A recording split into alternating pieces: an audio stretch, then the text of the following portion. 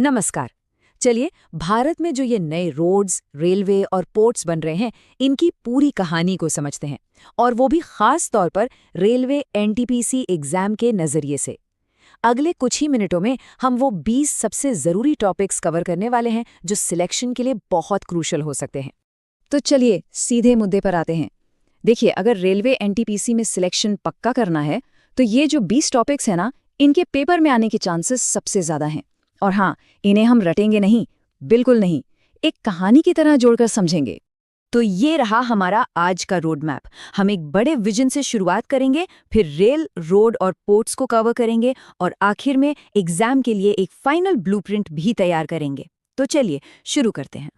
तो हमारी कहानी शुरू होती है एक बहुत बड़े आइडिया से, एक ऐसा मास्टर प्लान जिसका सपना है पूरे भारत को एक धागे में पिरोना, एक साथ जोड़ना।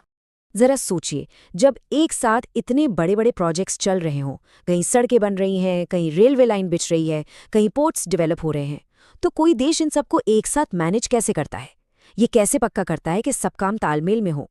इसी का जवाब है पीएम गति शक्ति प्लान। इसे आप इन सभी प्रोजेक्ट्स का मास्टर ब्रेन समझ सकते हैं। ये एक डिजिटल प्लेटफॉर्म है जो ये देखता है कि सड़क, रेल, पोर्ट्स सबका काम अलग अलग न हो, बल्कि एक साथ मिलकर हो। इससे होता क्या है, समय भी बचता है और पैसा भी। और बस यही बात इसे एग्जाम के लिए एक हॉट टॉपिक बना देती है। चलिए, अब हम देश की लाइफलाइन, इसकी स्टील की धमनियों यानी कि रेलवे की तरफ बढ़ते हैं और देखते हैं कि यहाँ क्या कुछ बदल रहा है। तो सबसे पहला टॉपिक है डेडिकेटेड फ्रेट कॉरिडोर यानी डीएफसी। आसान भाषा में कहें तो ये मालगाड़ियों के लिए बनाया गया एक अलग वीआईपी रेलवे ट्रैक है। अब यहाँ एग्जाम के लिए एक की पॉइंट है, जब मालगाड़ियाँ इस अलग ट्रैक पर चलती हैं तो पैसेंजर ट्रेनों का जो रास्ता है वो एकदम खाली हो जाता है। नतीजा, उनकी स्पीड अपने आप बढ़ जाती है। अब आते हैं पैसेंजर ट्रेनों पर, जहाँ दो बहुत बड़े बदलाव हो रहे हैं। एक तरफ है वंदे भारत एक्सप्रेस। ये भारत में बनी सेमी हाई स्पीड ट्रेन है। इसको याद रखने का तरीका, वंदे मतलब भारत का गौरव। और दूसरी तरफ है बुलेट ट्रेन प्रोजेक्ट, जो मुंबई से अहमदाबाद रूट पर भारत की पहली प्रॉपर हाई स्पीड रेल होगी। अच्छा, ट्रेनें तो मॉडर्न हो गई, लेकिन स्टेशनों का क्या? उसके लिए भी दो योजनाएं हैं। पहली, अमृत भारत स्टेशन स्कीम, जो देश भर के स्टेशनों को चमका रही है, उन्हें मॉडर्न बना रही है।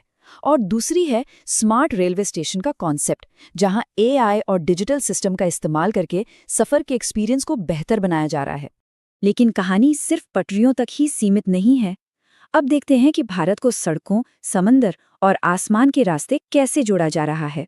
यह दो माला प्रोजेक्ट्स को समझना बहुत जरूरी है। भारतमाला, जो सड़कों और हाईवे का एक बहुत बड़ा नेटवर्क बना रहा है, और दूसरा है सागरमाला, जो बंदरगाहों यानी पोर्ट्स के डेवलपमेंट पर फोकस करता है। अब इसको याद रखने की ट्रिक बहुत आसान है। सागर का मतलब क्या होता है? समुद्र। तो सागरमाला प्रोजेक्ट बंदरगाहों से जुड़ा है। एक देश को सड़क से जोड़ता है तो दूसरा दुनिया को समुंदर से। इसके अलावा 3 और बड़े कदम हैं। बड़े शहरों के अंदर ट्रैफिक कम करने के लिए मेट्रो रेल का विस्तार, नदियों को ट्रांसपोर्ट के रास्ते की तरह इस्तेमाल करने के लिए इनलैंड वाटरवेज, और उड़ान योजना, जिससे छोटे शहरों तक भी हवाई यात्रा सस्ती और आसान हो रही है। ठीक है, तो हमने सड़कें, रेल, पोर्ट्स सब बना लिए, लेकिन इस पूरे सिस्टम को सेफ और एफिशिएंट कैसे बनाया जाए? अब हम बात करेंगे उस स्मार्ट ब्रेन की, जो इन सब को सही तरीके से चलाता है। अब एक बहुत ज़रूरी सवाल उठता है, जब इतनी स्पीड है, इतना ट्रैफिक है, तो सफ़र को सुरक्षित कैसे बनाया जाता है? इसका सीधा सा जवाब है कवच सिस्टम। ये एक ऑटोमेटिक ट्रेन प्रोटेक्शन सिस्टम है, जिसे खास तौर पर ट्रेन की टक्कर को रोकने के लिए डिज़ाइन किया गया है। इसे अच्छे से याद कर लीजिए। सेफ्टी से जुड़ा ये टॉपिक एग्जाम के लिए बेहद ज़रूरी है। अब बात करते हैं सामान की आवाजाही की। राष्ट्रीय लॉजिस्टिक्स नीति का एक ही मकसद है, सामान को एक जगह से दूसरी जगह तेजी से और सस्ते में पहुंचाना। कैसे? ट्रांसपोर्ट सिस्टम को आपस में जोड़कर, लागत घटाकर और दुनिया में भारत की सप्लाई चेन रैंकिंग को बेहतर बनाकर। और यहीं पर गति शक्ति का विजन असल में जमीन पर उतरता है, मल्टी मॉडल लॉजिस्टिक्स पार्क्स के रूप में। ये ऐसे बड़े बड़े हब हैं जहां ट्रक, ट्रेन और जहाज सब एक ही जगह पर आकर मिलते हैं। इससे सामान को एक से दूसरे पर शिफ्ट करना बहुत ही आसान और तेज हो जाता है। अब तक हमने जो कुछ भी देखा वो आज की हकीकत है, पर भविष्य कैसा होगा? हमारा अगला चैप्टर है सस्टेनेबिलिटी और अगली पीढ़ी के इंफ्रास्ट्रक्चर का।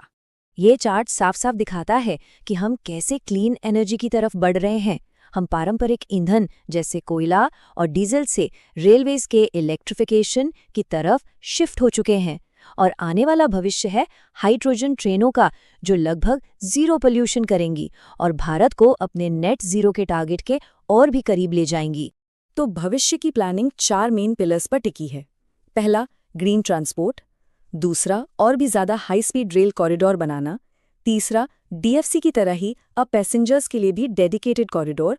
और चौथा, टिकटिंग से लेकर ट्रैकिंग तक हर चीज़ को पूरी तरह से डिजिटल कर देना। तो हमने पूरी कहानी देख ली है। अब करते हैं एक रैपिड फायर रिवीजन, वो सारी बातें जो एग्जाम हॉल में याद रहनी ही चाहिए। ये है हमारा फाइनल एग्जाम ब्लूप्रिंट। तो ये रहा फाइनल रिवीजन, ध्यान से सुनिए। इंटीग्रेशन की बात आए तो गति शक्ति, स्पीड की बात हो तो डीएफसी और वंदे भारत, कनेक्टिविटी के लिए भारतमाला और सागरमाला, सेफ्टी के लिए कवच सिस्टम, और फ्यूचर की बात करें तो ग्रीन और डिजिटल इनिशिएटिव्स। ये 5 पॉइंट्स पूरे रिवीजन का निचोड़ हैं। और जाते जाते एक सवाल, इनमें से कौन सा प्रोजेक्ट अगले दशक में भारत की तस्वीर को सबसे ज्यादा बदलेगा? इस पर सोचिएगा जरूर।